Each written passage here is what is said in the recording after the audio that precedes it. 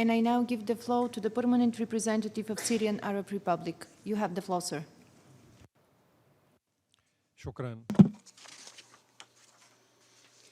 Thank you, Madam Chair.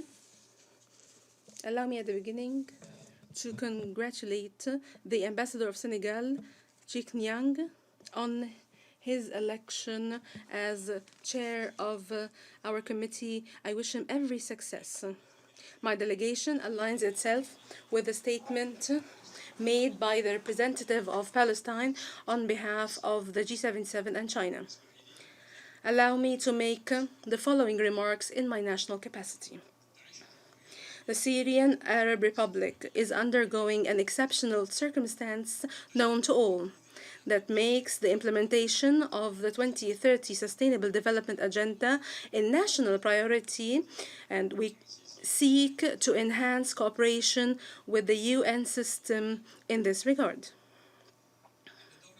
The critical role of the UN development system and the issues addressed by the second committee make it incumbent upon us to stress main principles that would make our work effective and relevant, most important of which is non-politicization of development work and to provide predictable and sustainable funding for the development system, as well as working to enhance transparency and follow up with national governments.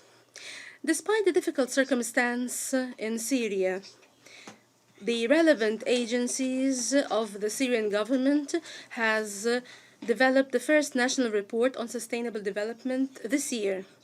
We look forward to submitting our first voluntary national review during the work of the HLPF next year.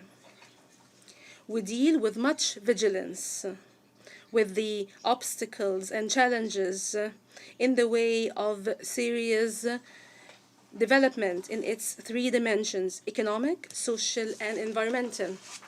We think that both the national report and the national review would enhance cooperation between the Syrian government and the UN and the development system in particular.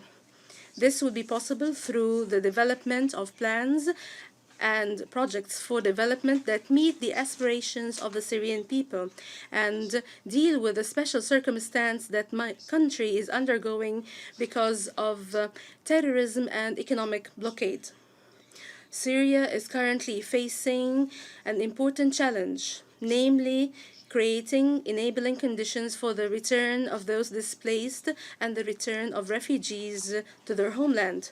This challenge requires serious cooperation by the UN and true political will by many actors in the international community, so that this dossier would not be hostage to political agenda of particular governments, agendas that stand in the way of reconstruction and rehabilitation of infrastructure and that obstructs the return of refugees.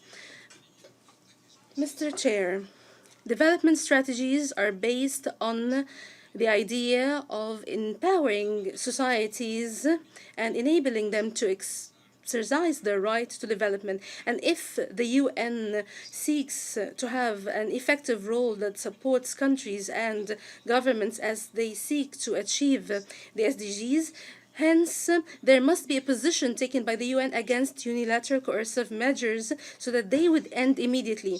Such measures directly result in the slowdown of the Syrian economy and a decline in Human Development Index and increased poverty as well as food insecurity and losses in vital sectors, namely health, education, and energy.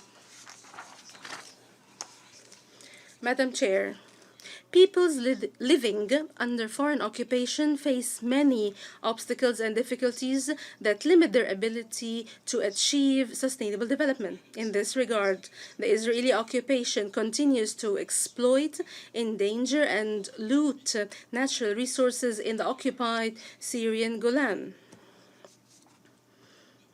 Here, we would like to point out that the resolution adopted by the Second Committee on the Permanent Sovereignty over Natural Resources is quite important. In conclusion, my government calls upon the UN and its development system to seriously work towards meeting the requirements of the reconstruction and recovery in Syria, so that its specialized agencies would seriously and immediately move from humanitarian relief towards development, reconstruction, and rehabilitation. And this is despite attempts by some governments to impose political preconditions to launching the development in Syria. I thank you, Madam Chair.